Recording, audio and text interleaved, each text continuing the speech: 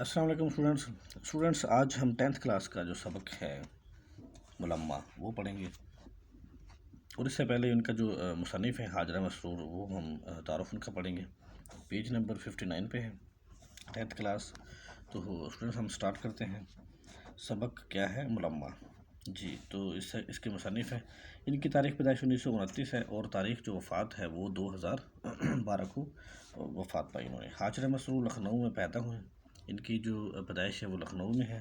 ان کے والد ڈاکٹر تحور علی خان سرکاری ملازم تھے، ایک سرکاری نوکر تھے۔ والد کے تبادلوں کی وجہ سے ان کی تعلیم کئی شہروں میں ہوئی۔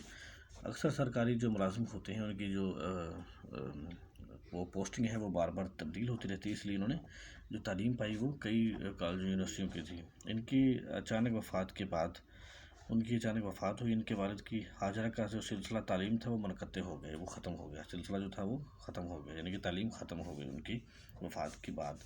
حاجرہ مسرور کو گھر میں ادبی ماحول میسر تھا، گھر پر ہی ان کو ادبی ماحول جو تھا وہ ملا ہوا تھا۔ 1947 میں اپنے خاندان کے ساتھ لکھنؤ سے ہجرت کر کے لاہور آ گئی تھی۔ 1947 کو اپنے خاندان کے ساتھ لکھنؤ سے انہوں نے کی ہجرت اور لاہور میں آ کے رہائش پذیر ہو گئے۔ کچھ عرصہ وہ احمد ندیم قاسمی کے ساتھ رسالہ نقوش کی ادارت میں شریک رہی۔ ٹھیک ہے، احمد ندیم قاسمی کے ساتھ انہوں نے کام کیا۔ ان کی شادی معروف صحافی احمد علی جو ڈان نیوز ہے اس کے مدیر تھے سے ہوئی، ان کی جو شادی تھی۔ پھر خواتین افسانہ نگاروں میں حاجرہ مسرور نے خاصی شہرت حاصل کی۔ افسانے جو لکھے اس میں حاجرہ مسرور نے کافی شہرت پائی۔ ان کے زیادہ تر افسانوں کا موضوع خواتین کے مسائل تھے اور چھوٹی بڑی معاشرتی الجھنیں تھیں۔ معروف افسانہ نگار اور نقاد ممتاز شیریں لکھتی ہیں کہ اتنی زیادہ تعداد میں اچھے افسانے حاجرہ مسرور کے علاوہ شاید ہی کسی نے لکھے ہوں۔ تو جو تنقید کرتی ہیں ممتاز شیریں، افسانہ نگار بھی ہیں، تو انہوں نے ان کے بارے میں لکھا کہ شاید ہی ان سے زیادہ اچھے افسانے کسی اور نے لکھے ہوں۔ ان کے متعلق افسانوی مجموعے شائع ہو چکے ہیں، مثلاً چرکے، ہائے اللہ، چوری چھپے، اندھیرے اجالے، تیسری منزل وغیرہ۔ اس کے علاوہ وہ لوگ یہ بھی نام ہے کہ نام سے ان کے ڈراموں کا ایک مجموعہ بھی شائع ہو چکا ہے۔ وہ لوگ، یہ ایک کتاب کا نام تھا ان کی جس میں ڈرامے لکھے ہوئے تھے، شائع ہو چکا۔ حاجرہ کے افسانوں کا کلیات سب افسانے میرے کی کتاب کا نام ہے، جن میں افسانے انہوں نے لکھے ہوئے تھے۔ 1991 میں لاہور سے شائع ہوا تھا، یہ کتاب شائع ہوئی تھی۔ حاجرہ مسرور بھرپور ادبی اور سماجی زندگی گزار کر 15 ستمبر 2020 کو کراچی میں وفات پا گئے اور کراچی ہی میں دفن ہوئی۔ انہوں نے اچھے خاصے ادبی ماحول جو تھا وہ گزارا اور ادبی زندگی جو تھی اچھی خاصی گزاری۔ تو اسٹوڈنٹس انہوں نے یہ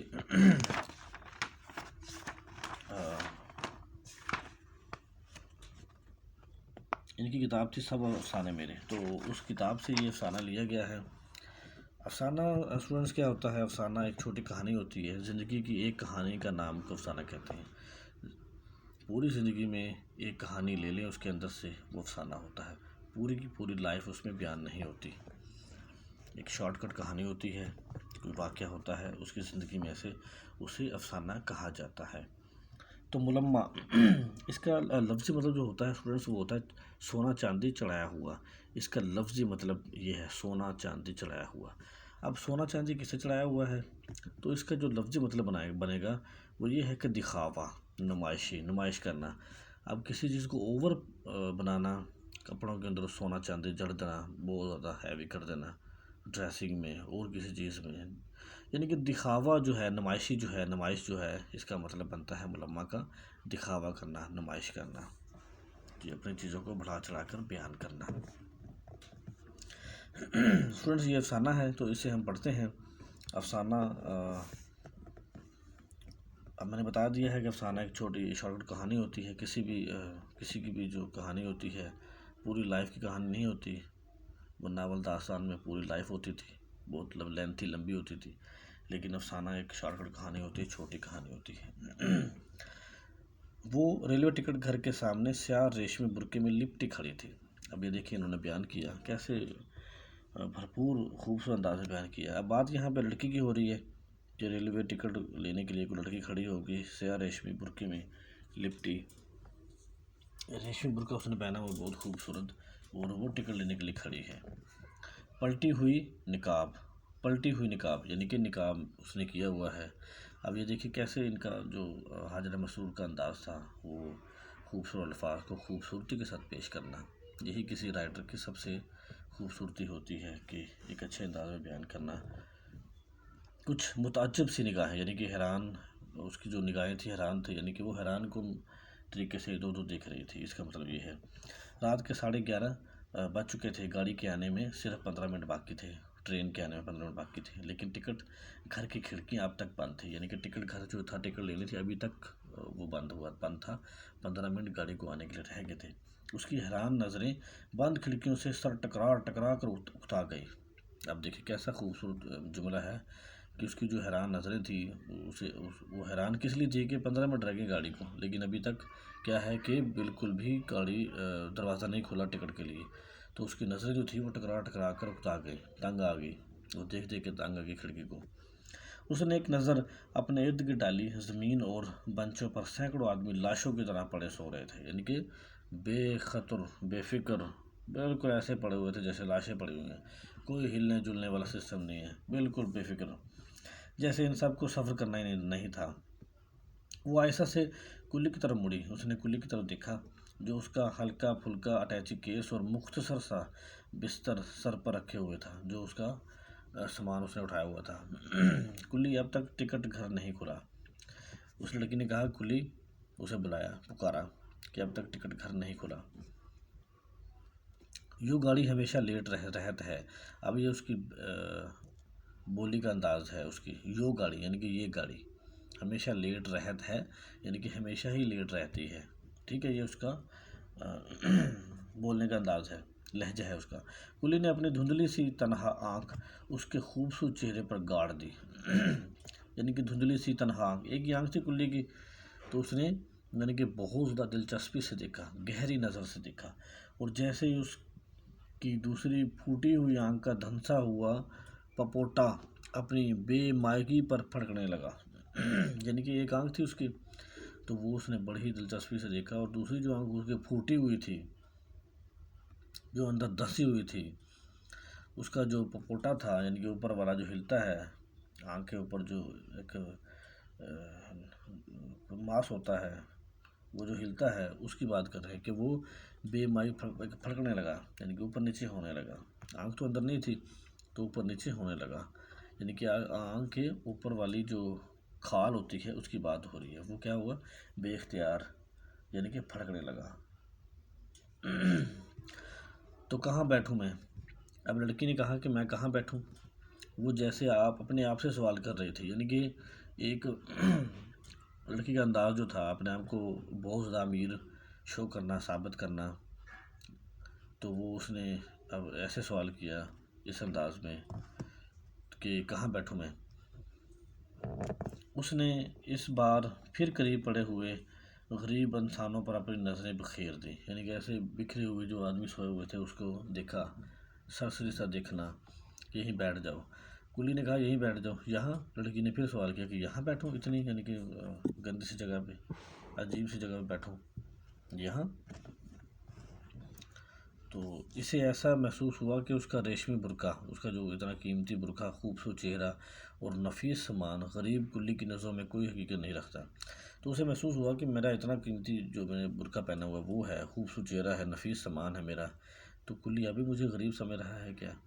اس نے یہ سوچا، یہ سوچ کر اس کا دل بیٹھنے لگا کہ اتنا کچھ کرنے کے باوجود، اتنا سامان پہننے کے، اتنا اچھا ڈریسنگ کرنے کے باوجود بھی یہ مجھے غریب سمجھ رہا ہے، تو اس کا جو دل تھا وہ تھوڑا بیٹھ گیا یہ سوچ کر، اور وہ خاموشی سے نیم تاریک سی کالی کلوٹی سڑک کی طرف دیکھنے لگی، اور ایک ہلکی یعنی کہ تاریک، بہت گہرا اندھیرا نہیں تھا وہاں پر، اس کی طرف ایک سڑک کی طرف دیکھنے لگی جس پر اکا دکا چرخ چوں کرتے ہوئے یکے کی میلی چمنی والی بتیوں سے ایک کثیف سی روشنی نکل کر سڑک پر رینگ رہی تھی۔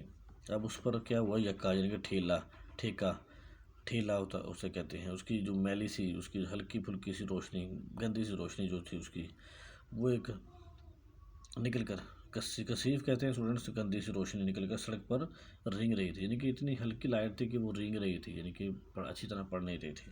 اس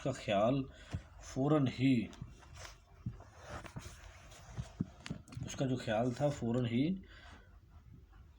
اپنی موجودہ حالت کی طرف دوڑ گیا۔ اس نے اپنی موجودہ حالت کی طرف دیکھا، اس کا خیال آیا کہ آخر میں اس ٹائم کیا کر رہی ہوں، کیسے کیا ہے، سارا اس کے اپنے اوپر خیال آیا۔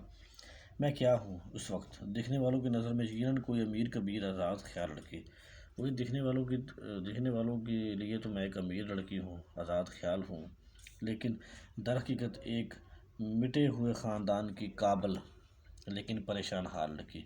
مٹے ہوئے یعنی کہ ختم ہوئے خاندان کا نام و نشان کوئی نہیں ہے، اس کی قابل لڑکی ہے اور پریشان حال ہے۔ بالکل یکے کی دھندلی لائٹیں ختم ہونے کے قریب، دھندلی لالٹین، بالکل یکے کی دھندلی لالٹین، یعنی کہ اس کا مطلب بنے گا ختم ہونے کے قریب، مرنے کے قریب، یعنی کہ بالکل مٹے ہوئے خاندان کی ایک آخری چشم و چراغ، اور اس کی حالت بھی ایسی ہے جیسے ختم ہونے کے قریب۔ وہ کہتا ہے کہ رکھے دیت ہیں سامان اسی جگہ، کلی بولا۔ اب کلی نے یہ کہا کہ رکھے دیت ہیں سامان اسی جگہ، یعنی کہ وہ کہتے ہیں بیٹھ جائیں اور سامان اسی جگہ رکھ دیں، یہ اس کے الفاظ تھے کہ بیٹھ جائیں، لڑکی سے کہا، اور اپنا سامان بھی رکھ دیں۔ نہیں، میں یہاں نہیں بیٹھوں گی، لڑکی نے کہا۔ اس نے کسی قدر غصے سے کہا کہ مجھے یہ پہچان نہیں رہا کہ میں اتنی امیر کبیر لڑکی ہوں، اتنا جو ڈریس ہے میرا اتنا اعلیٰ ہے، خوبصورت ہوں، سامان اتنا اچھا ہے، ریشمی جو برقع ہے۔ پھر اندھیرے میں گھورنے لگی۔ اندھیری سڑک پر کرارے بوٹوں کی، یہ لکھا ہوا چر پیدا ہوئی، یعنی کہ ایک دور سے کوئی بوٹوں کی آواز آئی۔ پرانے دور میں جو بوٹوں کی آواز ہے رات کی خاموشی میں، تو اس کی آواز کو اس نے کہا ہے، اور ایک سایہ لرزتا ہوا بڑھنے لگا، اور ایک سایہ دور سے نظر آتا ہوا بڑھنے لگا اس کی طرف۔ آخر اسٹیشن کی تیز روشنی میں اس نے دیکھا کہ ایک قبول صورت نوجوان ایک بھاری اوور کوٹ پہنے اسی کی طرف آ رہا ہے۔ قبول صورت مطلب دیکھنے کے قابل، ٹھیک ہے اسٹوڈنٹس۔ لڑکی سمجھی شاید ٹکٹ لینے آ رہے ہیں حضرت، یعنی کہ مجھ سے یہ ٹکٹ لینے کے لیے آ رہا ہے۔ وہ بے ساختہ مسکرا دی۔ نوجوان ٹائی کی گرہ اپنی جو گرہ تھی وہ کستا ہوا اس پر ایک چبھتی ہوئی نظر ڈالتا ٹکٹ گھر کے پیچھے نکل گیا، اور اس پر ایک چبھتی ہوئی نظر ڈالتا ہوا کیا کیا، وہ ٹکٹ گھر کے پیچھے نکل گیا، اور اس کو بڑی گہری نظر ڈالتا ہوا لڑکی کے کھلے ہوئے لب سکڑ گئے۔ اب وہ ایک ہلکی سی خوشی تھی کہ ٹکٹ مجھے دینے کے لیے آ رہا ہے، لیکن پھر وہ پریشان ہو گئی۔ ہوگا کوئی امیر زادہ، اس نے خیال کیا، بھلا وہ 3rd کلاس کا ٹکٹ لینے کیوں آئے گا۔ پھر ہم سامان رکھ کے جائیت ہیں، کلی لڑکی کی خاموشی سے جھنجھلا کر بولا کہ کہتے میں سامان رکھ کے جا رہا ہوں۔ لڑکی کہتی بکو مت، میں یہاں ہرگز نہ بیٹھوں گی، وہ اونچی آواز میں بول اٹھی۔ اچانک وہی نوجوان ٹکٹ گھر کے پیچھے سے نکل آیا، وہ نوجوان جو تھا وہ پیچھے سے آگے آ گیا۔ کلی، تم زنانہ انٹر کلاس ویٹنگ روم میں کیوں نہیں لے جاتے؟ اس نے کہا کہ جو فیمیل کا ویٹنگ روم ہے وہاں انہیں کیوں نہیں لے جاتے؟ کلی سے اس نے کہا، وہ بولا، پھر اتنی دور ٹکٹ لینے کون آئے گا؟ کلی نے کہا۔ لڑکی کلی سے ہی مخاطب تھی کہ اتنی دور ٹکٹ لینے کون آئے گا؟ ٹکٹ 2nd کا چاہیے یا انٹر کا؟ نوجوان بھی جیسے کلی سے پوچھ رہا ہو۔ نوجوان نے بھی ڈائریکٹ لڑکی سے بات نہیں کی، یعنی کہ ایک اپنا انداز دکھایا۔ وہ ایک لمحے کے لیے سناٹے میں آ گئی، خاموشی میں آ گئی کہ ٹکٹ اب مجھے کون سے چاہیے ہے۔ کلی چلو، وہ بڑے روب سے کہنے لگی، کلی سے کہنے لگی چلو، بڑے روب سے اس نے کہا کہ چلو۔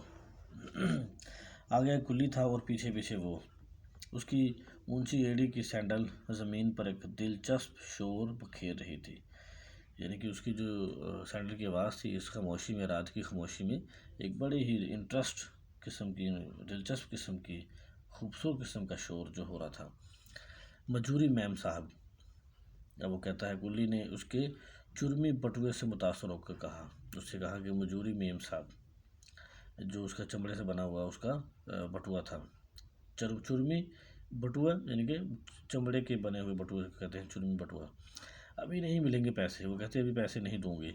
वो सिंगार मेज़ के सामने खड़ी, जनवरी की कपकपा देने वाली सर्दी में रुमाल से पेशानी पोंछ रही थी, यानी कि इतनी ज़्यादा सख्त सर्दी में भी उसे पसीना आ रहा था।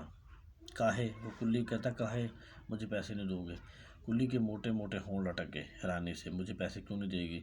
इकट्ठे ले लेना, वो कहती है कि इकट्ठे ले लेना, समझे तुम? यानी कि जब मुझे गाड़ी में बिठा दोगे, सारा सामान वहाँ रख दोगे, तो फिर पैसे इकट्ठे ले लेना, समझे तुम? गाड़ी पर सामान भी रखवा देना, और देखो जैसे ही टिकट घर खुले मुझे बताकर पैसे ज़्यादा मिलेंगे। यानी कि जैसे टिकट घर खुले तो वहाँ से टिकट भी ले देना और गाड़ी में सामान भी रखवा देना, इससे क्या होगा कि तुम्हें पैसे मैं ज़्यादा दूँगी। अब स्टूडेंट्स हम पेज नंबर 62 पे हैं।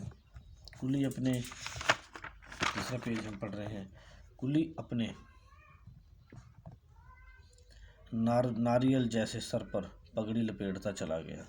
नारियल यानी कि बड़ा सर था उसका। वो लड़की बजाय बैठने के मुस्तरबाना टहलने लगी, यानी कि परेशानी के आलम में। मुस्तरिब कहते हैं परेशानी, मुस्तरबाना परेशानी के आलम में। सामने बैठकर कोई कंबल में लिपटा कुल बुला रहा था, बेकरार हो रहा था, सामने कोई कंबल में बैठा। अजीब मुसीबत है, वो दिल ही दिल में कहने लगी। वो दिल ही दिल में परेशान थी और कहने लगी कि क्या अजीब मुसीबत है, ये कमबख्त मर्द हर मौके पर अधमुकते हैं, मरने वाले होते हैं। आधमुकते हैं यानी कि ये मर्द जो हैं हर वक्त हर मौके पर मरने वाले ही होते हैं। कुछ नहीं तो सेकंड और इंटर का शोशा ही छोड़ दिया। नई बात, शोशा कहते हैं इशू। अब उसे क्या मालूम कि उसने उस वक्त जो कुछ मेरे पास देखा, बस यही मेरी कुल कायनात है। अटैची केस और होल डाल, बिस्तर बंद। बिस्तर बंद जो होता है उसे कहते हैं होल डाल। अच्छे ज़माने की यादगार है, ये हमारा कोई अच्छा ज़माना था, उस टाइम की यादगार है। चुरमी बटुआ एक सहेली का तोहफ़ा, और ये बुर्का चलते वक्त खाला जान का मांग लिया था कि मुसाफिर औरतें मैले कुचैले बुरके वालियाँ देखते ही फैल फैल कर बैठ जाती हैं, यानी कि उससे लिया हुआ था। आज ही दोपहर को तो चचा जान की बीमारी का ख़त मिला था। अम्मी जान का ख्याल है, ये अपनी जो है उसे ख्याल आ रहा है अपनी हालत का, अपनी चीज़ें याद आ रही हैं कि आज लड़की को आज ही दोपहर को तो चचा जान की बीमारी का ख़त मिला था। अम्मी जान का ख्याल था कि अगर घर से कोई उन्हें देखने चला जाता तो अच्छा था, वरना वो यही कहेंगे कि हमने तो भाई के मरने के बाद भावज और भतीजे भतीजियों का इतना ख्याल किया कि पैसे को पैसा ना समझा, लेकिन वही बुरे वक्त के साथी नहीं। बस वो इतना ही सुनकर जाने को तैयार हो गई। अम्मी जान ने जाने कब से 3 रुपये जोड़ कर रखे थे, सो निकाल कर दिए कि तुम अकील को साथ ले कर चली जाओ। अकील बच्चा ही सही, लेकिन है तो लड़का। बस यही उसकी बात तो मुझे जहर मालूम होती है कि जाने वो लड़कियों को क्या समझती हैं। मैंने उनसे पूछा कि मैं कोई लड्डू पेड़ा हूँ जो कोई मुझे खा लेगा और अकील को देखकर डर के मारे उगल देगा। आखिर सलमा और रज़िया भी तो लड़कियां हैं, कैसे मज़े में सफ़र किया करती हैं। उन पर उन्होंने कहा कि भाई वो बड़े आदमी की लड़कियां हैं। मैंने जवाब दिया तो वाह, तब तो उन्हें बिला मुबालगा यानी कि बिला ज़रूरत 1 दर्जन नौकरों के झुरमुट में सफ़र करना चाहिए, यानी कि हजूम में सफ़र करना चाहिए। चूँकि हम गरीब हैं इसलिए एक ही का सफ़र खर्च निकलना मुश्किल है। कुजा एक नन्हे मुहाफिज के साथ, यानी किस जगह जिसकी हिफाजत खुद मुझ पर फ़र्ज होगी। घंटों उनसे बहस की, तब कहीं जाकर अकील साहब के पैरे से निजात मिली। खांसी की खूं खूं वो चौंकी, खांसी की खूं खूं से वो चौंकी। किसी ने ऐसे कहा। कंबल की गठरी खुली, कंबल की जो गठरी थी वो खुली, और एक झुर्रियों मारा बगले के पर जैसे सफ़ेद बालों का चेहरा उसके सामने था। वो अपनी ढीली ढाली फ्राक, तुरशे हुए बाल और ट्रंक पर रखे हुए हैट से कोई ईसाई बुढ़िया मालूम हो रही थी। लड़की ने एक सख्त तनकीदी निगाह उस सूखी मूंडी बुढ़िया पर डाली, तनकीद की निगाह, और फिर दिल ही दिल में इस खुश्क साथ पर अफसोस करने लगी। काश इस पोखर यानी कि तालाब के पानी की तरह साकत यानी रुकी हुई बुढ़िया के बजाय कोई समंदर की ऐसी बेचैन नौजवान लड़की यहाँ होती जो उसके रेशमी स्याह बुर्के में दहकते हुए चेहरे को रश्क से देखती। اب وہ لڑکی سوچتی ہے کاش یہاں پہ کوئی لڑکی ہوتی جو میرے ریشمی لباس کو بہت ہی زیادہ رشک کے ساتھ دیکھتی۔ کلی نے اندر آ کر لڑکی کو بتایا کہ ٹکٹ گھر کھل گیا ہے۔ لڑکی اٹھ کر اس کے ساتھ ہو لی۔ راستے میں وہ برابر ادھر ادھر دیکھتی جاتی کہیں وہ لڑکا، وہ نوجوان اسے 3rd کلاس کا ٹکٹ لیتے نہ دیکھ لے، کیا کہے گا اپنے دل میں وہ، لیکن وہ کہیں نظر نہ آیا۔ لڑکی نے اطمینان سے ٹکٹ لے لیا۔ لڑکی نے اب اطمینان کے ساتھ جو ٹکٹ تھا وہ لے لیا۔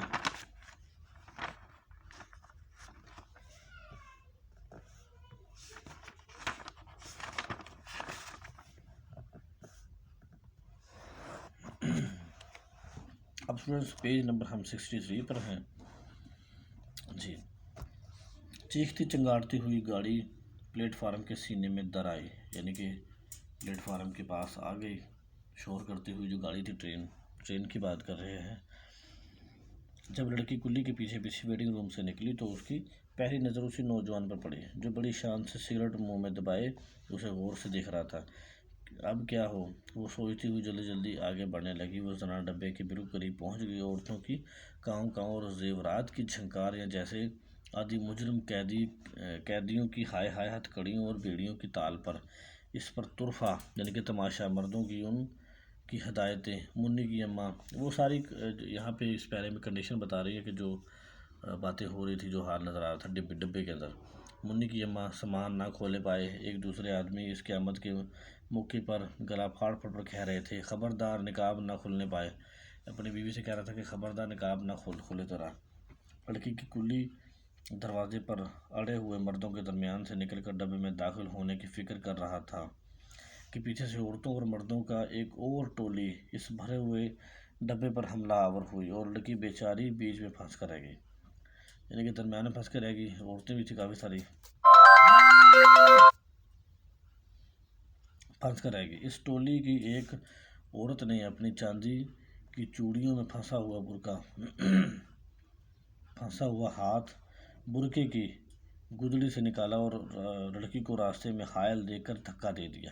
لڑکی ایک جھکولا کھا کر سنبھل گئی۔ لڑکی گرتے گرتے بچ گئی۔ اس کا دل بے ساختہ چاہا کہ اس عورت کا جھرنوں سے مزین، یعنی کہ جھالڑ جو لڑک رہی ہوتی کپڑے کی، برقع نوچ کر بھاگ جائے، یعنی کہ اس کا جو برقع تھا وہ سجا ہوا تھا، اسے پھاڑ پھوڑ دے، نوچ ڈالے اور پھر ریل کے نیچے دھکا دے لیکن سامنے جو دیکھا تو وہی نوجوان کھڑا تھا اور مسکرا رہا تھا۔ وہ یہ منظر دیکھ کے نوجوان، ارے کلی تم مجھے یہاں کیوں لائے؟ وہ پوری طاقت سے چلائی، پوری غصے سے کہا، پوری طاقت سے کہا اس نے کہ مجھے یہاں کیوں لے کے آئے؟ اور کلی کو لے کر کسی طرح اس ہجوم سے نکل کر دوبارہ پلیٹ فارم کی پیمائش کرنے لگی۔ دوبارہ پھر وہ پلیٹ فارم پر آ گئی۔ اس کی نگاہوں کے سامنے سینکڑوں میلے کچیلے برقعے غباروں کی طرح اڑ رہے تھے، یعنی کہ بہت سارے برقعے میلے کچیلے پہلے عورتوں نے اسے نظر آ رہے تھے۔ کاش وہ بھی ایک ایسا ہی برقع اوڑھے ہوتی تو کوئی اس پر طنز سے مسکرانے والا نہ ہوتا۔ وہ کہتی کاش میں بھی ایک ہلکا سا برقع پہناتی تو میرے اوپر بھی کوئی طنزیہ نگاہ نہ ڈالتا۔ اس کے دل کے کسی گوشے میں، حصے میں یہ آرزو پھڑپھڑانے لگی، یعنی کہ ابھرنے لگی۔ وہ ہیر پھیر کر بلا مقصد ہی درجوں پر لکھی ہوئی عبارت پڑھ رہی تھی، یعنی کہ ایسے ہی ادھر ادھر دیکھ کے عبارتیں پڑھ رہی تھی جیسے وہ ٹائم پاس کرتا ہے۔ فرسٹ سیکنڈ انٹر، زنانہ انٹر۔ وہ دکتن تھم گئی، ایک بار عبارت کو پھر پڑھا اور یہ درجہ اسے موسلادھار بارش میں کسی گھنے درخت کا سایہ معلوم ہونے لگا۔ وہ بلا سوچے سمجھے دروازہ کھول کر اندر داخل ہو گئی۔ کلی باہر ہی متعجب سا، یعنی کہ حیران کن سا کھڑا رہا۔ لے آؤ سامان، وہ ایک دل فریب مسکراہٹ کے ساتھ بولی۔ کلی سامان رکھ کر اسے ایک آنکھ سے گھورنے لگا جیسے وہ اس کی تہہ تک پہنچنا چاہتا ہو، یعنی جاننا چاہتا ہو اسے بہت زیادہ۔ لڑکی بھانپ گئی، سمجھ گئی۔ اس نے بٹوا کھولا اور ایک چمکتی ہوئی اٹھنی اس کی طرف بڑھا دی، یعنی کہ وہ بڑے ایک سوالیہ طریقے سے اس نے کلی نے کہا کہ مجھے اس کا معاوضہ دے دے، تو وہ سمجھ گئی اور اس نے فوراً ایک اٹھنی اس کی طرف بڑھا دی۔ کلی کا چہرہ جو حقارت کے جذبات کے باعث بری طرح لٹکا ہوا تھا، یعنی غصے سے، حقارت سے، نفرت سے لٹکا ہوا تھا، ایک دم کھل گیا، یعنی خوش ہو گیا۔ مزدور کو مزدوری چاہیے، اسے کسی کے معاملے سے کیا غرض؟ اس نے اٹھنی کو مل کر دیکھا، یعنی کہ مل کر دیکھا کہ اصلی ہے، جیسے وہ یقین کرنا چاہتا ہو کہ واقعی اس ہلکے پھلکے اسباب کی اٹھوائی 8 آنے بھی ہو سکتی ہے، یعنی کہ ہلکے پھلکے سامان کی جو قیمت ہے وہ اتنی زیادہ ہو سکتی ہے۔ اب کیا ہوا کہ سیٹی کی آواز سن کر کلی اتر گیا، اور پھر یعنی کہ وہ سیٹی بجی نا اس کی ٹرین کی، کلی اتر گیا، اور پھر لڑکی کے انابی ہونٹوں یعنی کہ سرخی مائل جو ہونٹ تھے اس کے لڑکی کے پر ایک مطمئن مسکراہٹ لہرانے لگی۔ اب وہ مطمئن سی جو مسکراہٹ تھی اس کے چہرے پر لہرانے لگی۔ وہ دروازے سے لگ کر کھڑی ہو گئی۔ اس نے دیکھا کہ نوجوان اوور کوٹ کی جیبوں میں ہاتھوں سے کھڑا اسے میٹھی میٹھی نظروں سے تاک رہا تھا۔ اب جو تھا اب گاڑی کی جنبش ہوئی، یعنی کہ جنبش میں نے حرکت ہوئی، اور وہ دوڑ کر آگے چلا گیا۔ اسٹیشن کی دکانیں، خوانچے والے اور کلی اس کی نظروں سے سامنے سے بھاگ رہے تھے۔ اس کی نظر میں سارے نظر آ رہے تھے اس کے ارد گرد۔ وہ دیر تک کھڑی اسٹیشن کی بتیوں کو جو اب اندھیری رات میں جگنوں کی طرح چمک رہی تھی گھورتی رہی۔ آخر گپ اندھیرے میں اس کی نظریں ٹھوکریں کھانے لگی۔ آخرکار گپ اندھیرا آ گیا اور اس کی نظریں جو تھی وہ ٹھوکریں کھانے لگی۔ اب وہ اپنے ڈبے کی طرف متوجہ ہوئی۔ 2 سیٹوں پر 2 عورتیں رنگین لحافوں میں لپٹی ہوئی تھیں، اور ان کے ارد گرد بھاری بھاری بکس اور بڑی بڑی پوٹلیاں اس طرح پھیلی ہوئی تھیں، یعنی کہ گٹھریاں تھی کہ کسی کے بیٹھنے کی جگہ ہی نہ تھی۔ تیسری سیٹ پر کونے میں ایک عورت بالکل دبلی پتلی بیٹھی اسے اپنے بچے کو دودھ پلا رہی تھی۔ اس کے قریب ایک دوسرا بچہ جو زیادہ سے زیادہ 2 سال کا ہوگا بیٹھا منمنا رہا تھا، یعنی کہ بول رہا تھا، بالکل سوکھا، ہاتھ پاؤں کی کھال لٹکی ہوئی، جیسے وہ پیدائش کے بعد ہی فوراً ہی براہ راست بڑھاپے کی طرف چل دیا ہو، یعنی کہ ایسا بچہ تھا۔ ڈبے پر عجیب عزم حلال طاری تھا، یعنی کمزوری۔ لڑکی بددل ہو کر اسی سیٹ پر ٹک گئی۔ وہ اسی سیٹ پر ٹک گئی، کھڑی ہوگی بددل ہو کر۔ ایک چھوٹے سے اسٹیشن پر گاڑی رکی اور لڑکی کا دل پسلیوں سے سر ٹکرانے لگا۔ اگر کوئی اس وقت اس کا ٹکٹ دیکھے تو اسے پھریریاں آنے لگیں۔ 2 منٹ بعد گاڑی چل دی اور لڑکی سوچنے لگی، اسے پریشانی حالت میں، آخر اس ملمے سے کیا فائدہ، یعنی کہ اس دکھاوے سے جو اس نے اتنا دکھاوا کیا اسے کیا فائدہ جو ذرا سی رگڑ سے اتر جائے۔ دنیا میں عجیب امیر غریب سبھی تو ہیں، بھلا ایک قیمتی اوور کوٹ والے نوجوان سے اس قدر متاثر ہونے کی کیا وجہ تھی؟ آسمان پر صبح کی روشنی رینگتی جا رہی تھی، یعنی کہ احساس آ رہی تھی، اور تارے سہمے سے کانپ رہے تھے، یعنی کہ رات کے جانے کا وقت ہو رہا تھا۔ اس کا اس نے مصنف نے کہا کہ تارے سہمے سے کانپ رہے تھے۔ گاڑی کسی اور اسٹیشن پر رکی۔ لڑکی نے دروازے سے سر نکال کر اسٹیشن کا نام پڑھا۔ اب اس کی منزل مقصود قریب تھی، یعنی کہ جہاں اس نے جانا تھا۔ سوئی ہوئی عورتیں اٹھ بیٹھیں، وہ آپس میں چمائیاں لے کر کسی دوسرے صوبے کی زبان میں باتیں کر رہی تھیں۔ ان میں سے ایک بھی لڑکی کی طرف متوجہ نہ ہوئی۔ اس میں سے ایک بھی کوئی اس لڑکی کی طرف متوجہ نہیں ہوا کہ اس نے اتنا قیمتی برقع پہنا ہوا ہے، اتنا قیمتی سامان ہے، جیسے وہ اپنے کالے چہرے کے سامنے اس کے کالے برقعے کی کوئی حقیقت ہی نہ سمجھتی تھی۔ لڑکی نے اپنا اسباب دروازے کے قریب گھسیٹ لیا، کیونکہ آئندہ اسٹیشن پر اسے اترنا تھا۔ گاڑی رکی اور اس نے جلدی سے اپنا بستر پلیٹ فارم پر لڑکا دیا، پھر اٹیچی کیس لے کر اتر گئی۔ چھوٹا سا اسٹیشن، گاڑی صرف 2 منٹ ٹھہرتی تھی۔ ٹرین نے سیٹی دی اور وہ اس نوجوان پر ایک الوداعی نظر ڈالنے کے لیے رکی رہی۔ اس کا خیال تھا کہ وہ یقیناً کسی اگلے اسٹیشن پر اترے گا۔ وہ بہت خوش تھی، اس لیے کہ اس نے مفلسی کو اس امیر نوجوان سے چھپا لیا تھا، لیکن وہ یہ دیکھ کر سناٹے میں آ گئی کہ وہ نوجوان اسے ذرا فاصلے پر کھڑا ٹرین میں بیٹھے ہوئے آدمی سے الوداعی مصافحہ کر رہا تھا۔ لڑکی گھبرا کر کلی کو پکارنے لگی۔ ایک بوڑھا آنکھیں ملتا ہوا بڑھا اور اس کا سامان اٹھا کر چلنے لگا۔ کتنا عجیب اتفاق تھا، جہاں وہ اتری وہیں اسے بھی اترنا تھا، لڑکی کو بھی۔ لڑکی تقریباً بھاگنے لگی، اس لیے کہ اب وہ نوجوان سے پہلے گیٹ پاس کر کے 3rd کلاس کا ٹکٹ اس کی نظر سے چھپانا چاہ رہی تھی۔ لیکن جب وہ اس گیٹ کے قریب پہنچی تو وہ نوجوان گیٹ سے باہر کھڑا اسے آتا دیکھ رہا تھا۔ ٹکٹ دیکھنے کے لیے لڑکی کا ہاتھ بڑھتا ہی نہ تھا۔ اب وہ ان کے ہاتھ بڑھا نہیں رہی تھی کہ یہ دیکھ لے گا کہ میرے پاس 3rd کلاس ٹکٹ ہے۔ ٹکٹ اس کے ہاتھ میں ایک من کا بوجھ تھا، یعنی کہ اتنا بڑا بڑا بوجھ بن گیا تھا۔ وہ ایک لمحہ تک تذبذب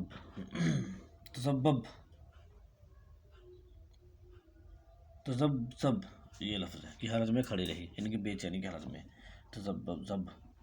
آخر اسے ٹکٹ دیتے ہوئے شکست مان لینا پڑی۔ مزمحل قدموں سے باہر نکلی، یعنی تھکا ہوا سست۔ اسی وقت اس کی حالت اسی شخص کی سی تھی جس نے اپنے